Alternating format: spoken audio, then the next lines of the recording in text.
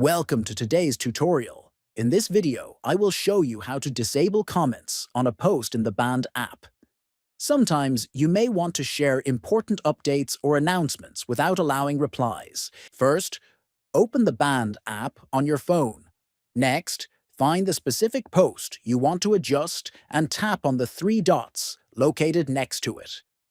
Then, select the option to edit the post.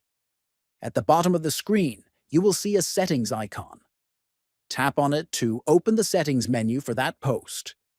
After that, locate the option called Allow Comments and simply switch it off.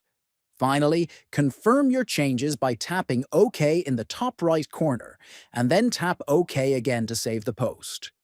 Your post will now be visible without the option for others to comment. Disabling comments in Band is quick and easy.